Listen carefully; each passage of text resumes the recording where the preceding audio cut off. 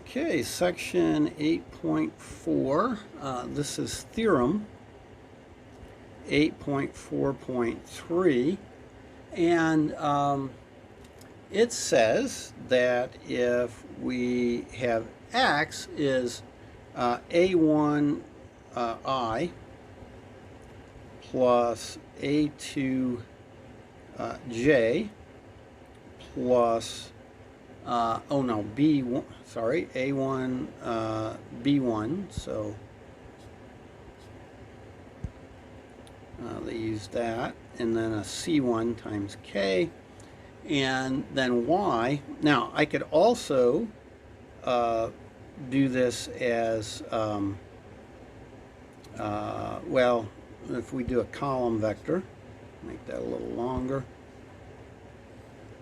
I could also say A1, B1, C1.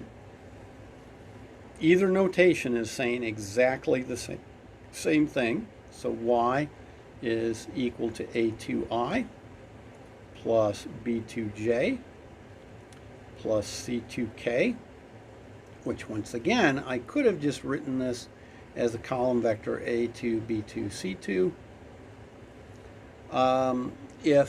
If we have those, then the vectors, because these are just vectors, these aren't lines, they're saying x is parallel to y if and only if, so IFF for if and only if, all of these respective determinants are 0. So A1, B1,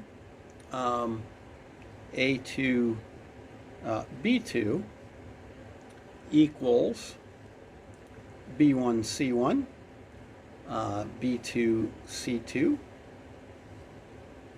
equals A1,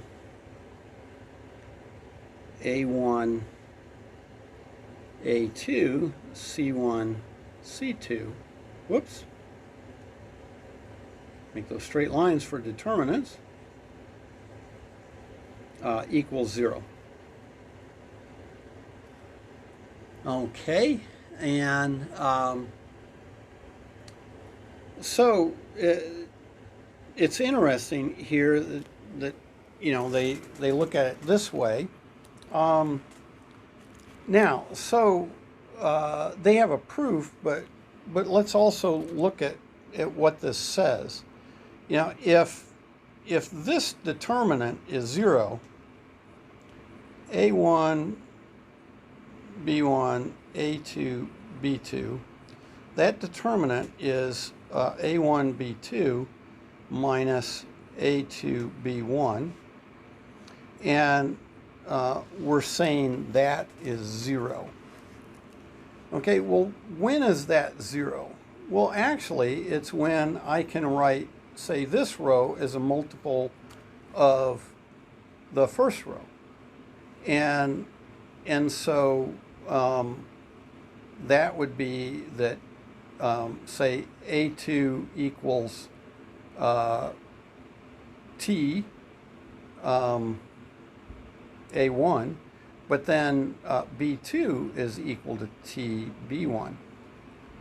And, you know, so notice that if that's the case, when we look at that determinant, we get A1 times T B1 minus T1 A1 times B1, and sure, that's 0. Okay, so it just is saying that the A's and B's, there's a constant multiple there. But now, if there's a constant multiple there, I mean, this being 0, this middle one is the same thing. However, we already have decided that B2 is equal to TB1, which would mean C2 is equal to TC1. And so what this is really doing is it's saying that, you know, this is just another way to characterize what it means for, say, x the vector x to equal t times the vector y.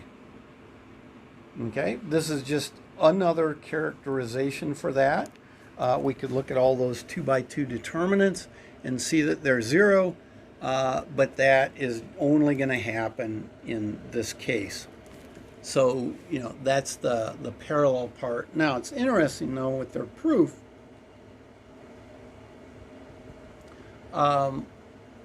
What they do is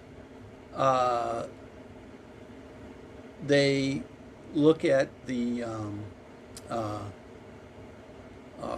Cauchy-Schwarz inequality, and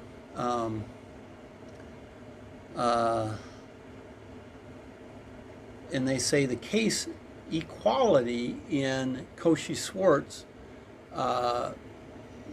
shows that x and y are parallel if and only if. Okay, so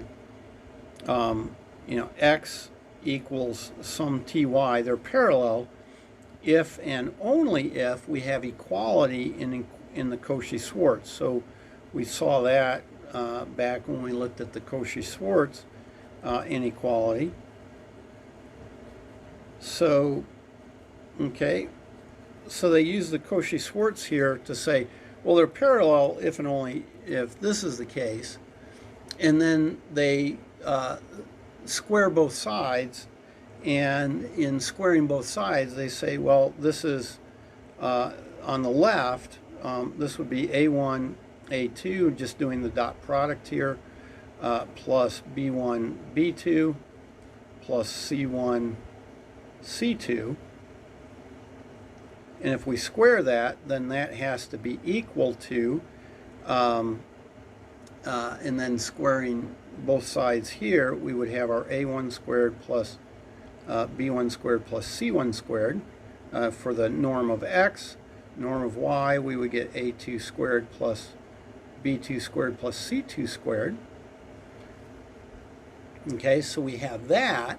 And then I think what they do is they do the messiness of multiplying everything out and so forth, and they say, oh, well, this all just becomes A1 B2 minus A2 B1 squared plus B1 C1 minus B2 C2 B2 B1 C2 B2 C1 squared, and then plus the A1 C2 minus the A2 C1 squared, and that all equals 0.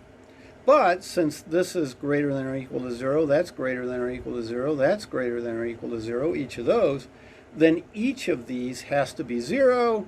Okay, so this implies that A1 B2 minus A2 B1 has to equal 0, but that's just that 2 by 2 determinant, and so on. Okay, so that's that theorem, and so that is just one way to check for a couple vectors being parallel, and so that will work. You can also just do the row